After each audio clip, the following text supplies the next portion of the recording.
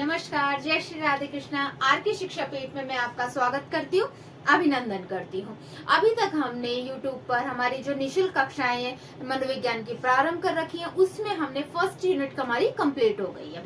First unit में हमने 16 classes हम डाल चुके हैं। उनमें हमने ज्यादा कोई बड़ी क्लासेस भी नहीं डाली है कि हमने बहुत देर की डाली हो, 1 घंटे की, बच्चा बोर हो जाए। हमने 10-10, 15-15 मिनट की क्लासेस डाली और उन्हीं से हमारा फर्स्ट यूनिट कंप्लीट हो गया। यदि हम साथ के साथ हमारे नोट्स तैयार करते चलते हैं, साथ के साथ हम पढ़ते हुए चलते हैं, तो सिर्फ हम हमारे 24 घंटे में से यदि हम 10 या 15 मिनट अपने पढ़ने में, अपने नोट्स को तैयार करने में लगते हैं, तो हमारा कब 15 मिनट में हमारा कोर्स पूरा कंप्लीट हो जाता है, हमारा कब पता भी नहीं चलेगा आपको। जैसे सिर्फ 10 या 15 मिनट की क्लासेस में हमारा फर्स्ट यूनिट हम कंप्लीट कर चुके हैं, 16 क्लासेस दे चुके हैं।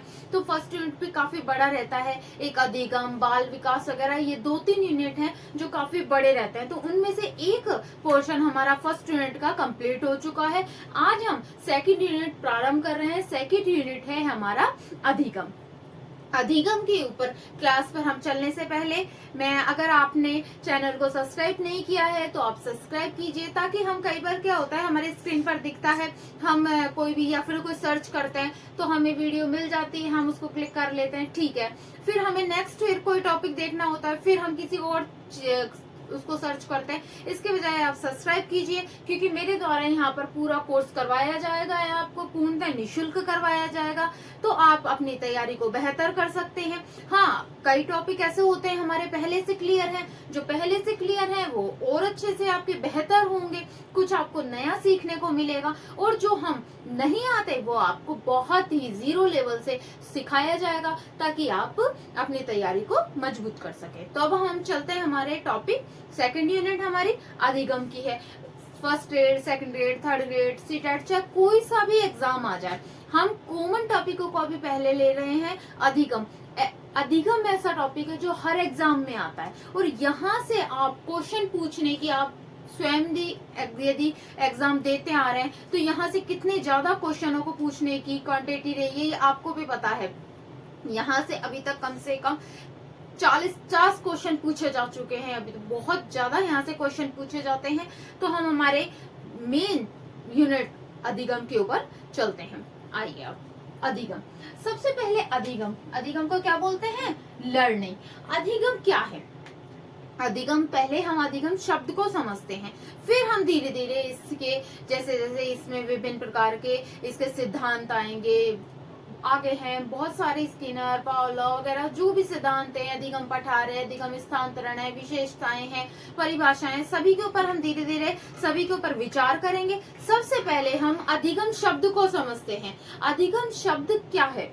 अधिगम शब्द है व्यवहार। मैंने यहाँ पर लिख रखा है, क्या है अधिगम शब्द? व्यवहार में होने वाला वांछित एवं अपेक्षित परिवर्तन। स्थायी होना चाहिए फर्स्ट शर्त।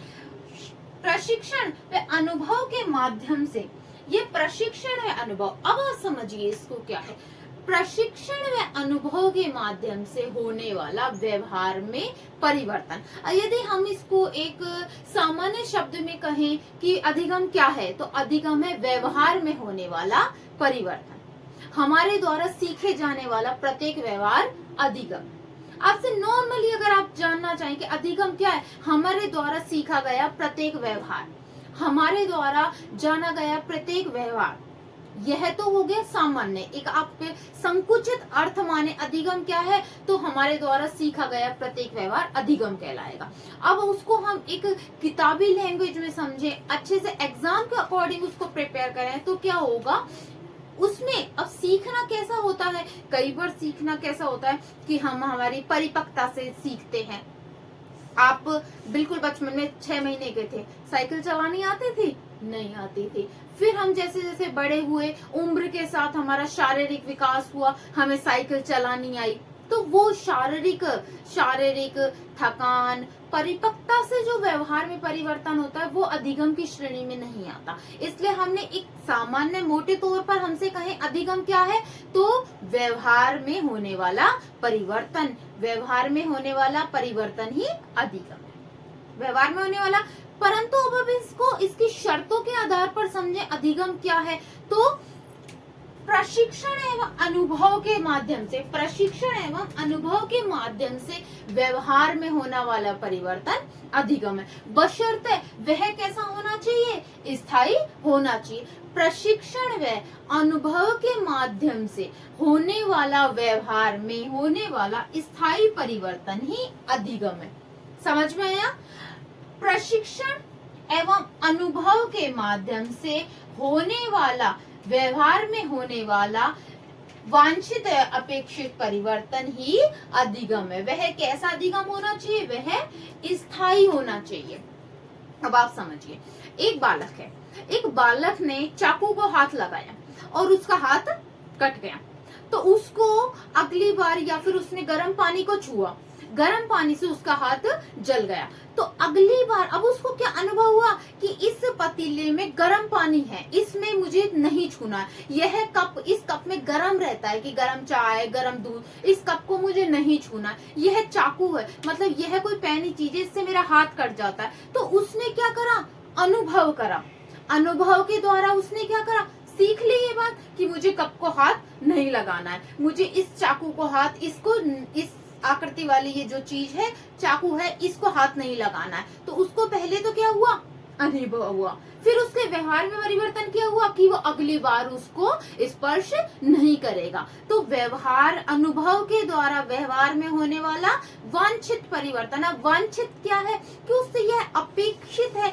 कि वह पुनः उस गर्म चाय के कप को हाथ ना लगाए, वह पुनः उस चाकू को हाथ ना लगाए, तो वो उससे अपेक्षा की जाती है कि उसको वह ना छुए। तो व्यवहार में, अब आप फिर से इसको समझने की कोशिश कीजिए कि व्यवहार में अनुभव के द्वारा उसको क्या अनुभव हुआ कि मुझे चाकू को नहीं छूना है, मुझे गर्म कप को नहीं छूना है। तो अनुभव या प्रशिक्षण के द्वारा, अनुभव या प्रशिक्षण के द्वारा व्यवहार में होने वाला वांछित परिवर्तन, व्यवहार में होने वाला वांछित परिवर्तन ही अधिगम है। अब आप अधिगम शब्द को समझ गए।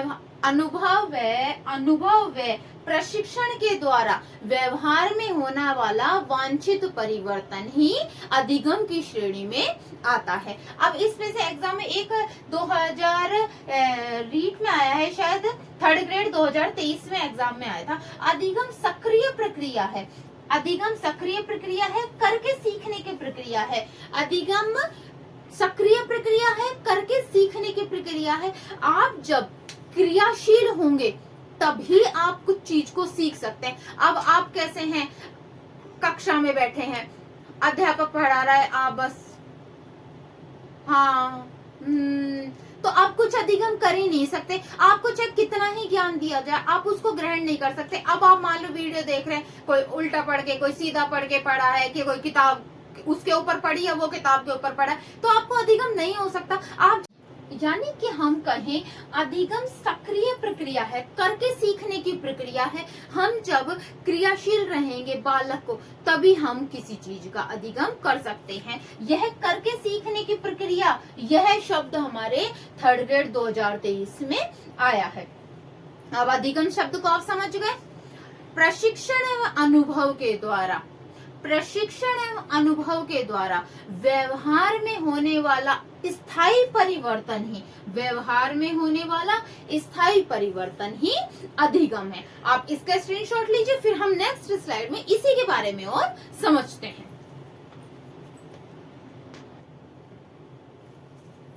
देखिए, अब लास्ट स्लाइड में हमने क्या देखा, हमने अधिगम के अर्थ को समझा है।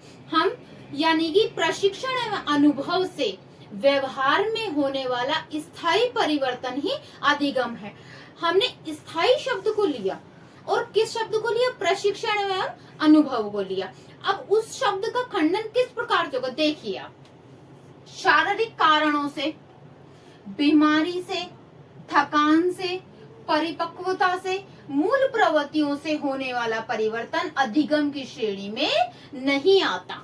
अब इस बात को कैसे समझेंगे, अधिगम की श्रेणी में नहीं आता, शारीरिक कारणों से, कि आपने किसी भी शारीरिक कारण से, कि आप बाल्यावस्था में किसी कार्य को नहीं करना जानते थे, आपको गाड़ी चलानी बचपन में नहीं आती थी, बड़े होकर आपने उस चीज को सीख लिया, तो आप उसको, वो उसको आप अधिगम की श्रेणी में नहीं ला सकते। आपने को चलना नहीं आता था, आप चलना सीख गए, ये जो परिवर्तन है ये अधिगम की श्रेणी में नहीं। कि आप बीमारी है, आपको थकान हो रही है, आज आपका स्वभाव कैसा हो रहा है, आपको गुस्सा आ रहा है, चिड़चिड़ापन हो रहा है, फिर आप उसको आप नॉर्मल हो गए। आपको बीमारी है, आज आपका काम करने की बस की नहीं है, आप नहीं कर पा रहे हैं, आपको किसी से बोलने का मन नहीं है, आपको क्रोध आ रहा है, तो वो कैसा होता है, क्षणिक होता है। बीमारी थकान के कारण जो हमारे व्यवहार में परिवर्तन होता है वो कैसा होता है, क्षणिक होता है।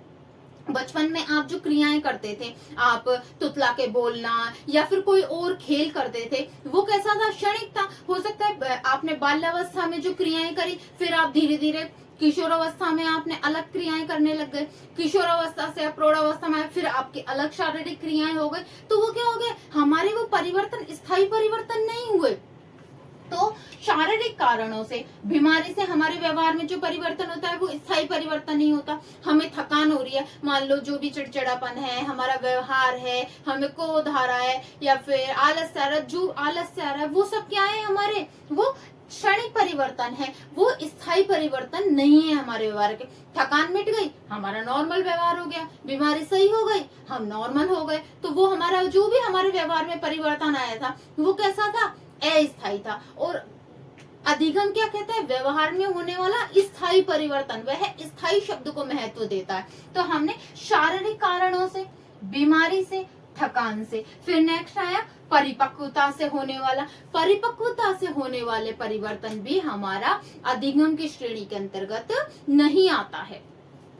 मूल प्रवृत्तियों से, मूल प्रवृत्ति से भी यह भी जन्मजात होती है, क्योंकि यह भी इससे होने वाला परिवर्तन हमारा अधिगम की श्रेणी के अंतर्गत नहीं आता है। यह एग्जाम में आ चुके हैं, तो आप इन शब्दों पर विशेष ध्यान दीजिएगा कि शारीरिक परिवर्तन, बीमारी, थकान, परिपक्वता, मूल प्रवृत्तियों से होने वाला परिवर्तन अधिगम की श्रेणी के अंतर्गत नहीं आता है। अब हम अधिगम की परिभाषाएं करते हैं, आप इसका स्क्रीनशॉट लीजिए। देखिए, अब हम अधिगम की परिभाषाएं करेंगे। परिभाषाएं से कई बार क्वेश्चन आए हुए हैं एग्जाम में, मोस्ट है गिलफोर्ड की परिभाषा।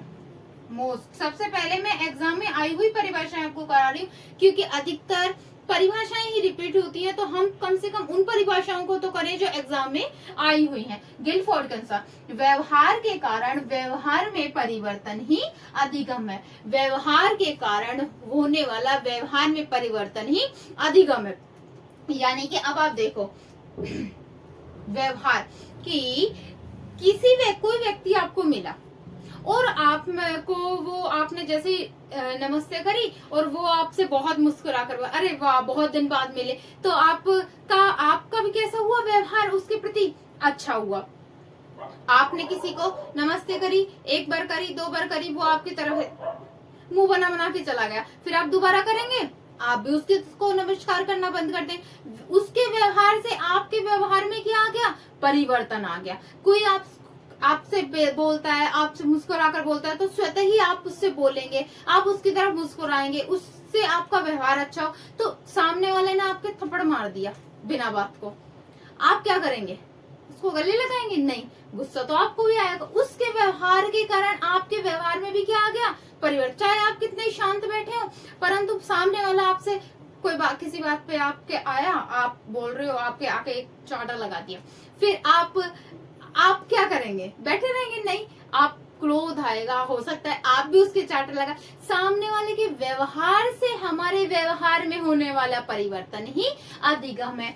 व्यवहार के कारण व्यवहार में होने वाला परिवर्तन ही क्या है, अधिगम। यह किसने कहा है, गिलफोर्ड ने कहा है।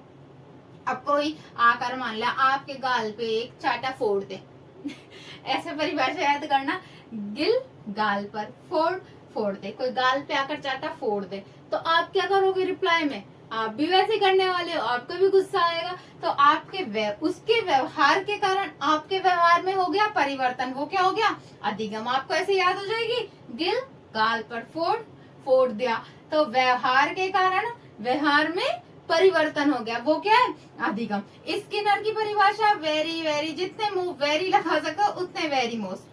स्किनर ने क्या कहा, अधिगम व्यवहार में उत्तरोत्तर सामंजस्य एवं उन्नति की प्रक्रिया है। व्यवहार में उत्तरोत्तर हमारे धीरे धीरे जो भी हमारे सामंजस्य होते जाते हैं, जो हमारी उन्नति की प्रक्रिया है, वो सभी अधिगम के अंतर्गत स्किनर ने मानी है। आगे और परिभाषाएं भी, आप इनको स्क्रीनशॉट लीजिए, फिर हम आगे और परिभाषाएं करते हैं।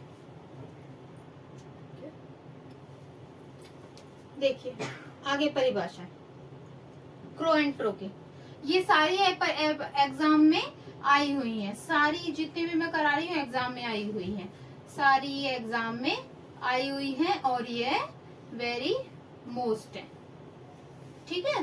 क्रो एंड क्रो, कितने क्रो हुए, 2 क्रो। 2 क्रो ने क्या कही, 3 बात कही। 2 क्रो ने 3 बात कही, सीखना, ज्ञान, आदत और अभिवृत्ति को प्राप्त करने की प्रक्रिया है। 2 क्रो ने 3 बात कही, क्या बात कही, सीखना। अधिगम का अर्थ क्या होता है, सीखना, ये तो हम जान चुके। अधिगम का अर्थ क्या होता है, अधिगम का अर्थ होता है सीखना, अब वो तो पता ही है। अब आप वैसे भी अधिगम की परिभाषा दे रहे हो, अधिगम शब्द आप जोड़ ही सकते हो। सीखना, ज्ञान, आदत और अभिवृत्ति को प्राप्त करने की प्रक्रिया है। 2 क्रो 3 बात कह रहे हैं, क्या कह रहे हैं, सीखना, ज्ञान, आदत और अभिवृत्ति को प्राप्त करने की प्रक्रिया है। वुडवर्थ ने क्या कहा, नवीन ज्ञान एवं नवीन प्रतिक्रियाओं को प्राप्त करने की प्रक्रिया ही अधिगम है। अब इसमें भी वह है, इनमें भी वह है, आप इससे थोड़ा देख लेना कि नवीन ज्ञान एवं नवीन प्रतिक्रिया, नवीन ज्ञान एवं नवीन प्रतिक्रियाओं को सीखने की प्रक्रिया ही क्या है, अधिगम के अंतर्गत आती है। और 2-4 परिभाषाएं और हैं, आप इनका स्क्रीनशॉट लीजिए। देख, पील की भी परिभाषाएं एग्जाम में आ चुकी है, गेट्स की भी एग्जाम में आ चुकी है। एग्जाम में आई हुई परिभाषाएं तो कम से कम हम करें कि वो अगर रिपीट होती हैं तो हमारे कोई कमी ना रहे।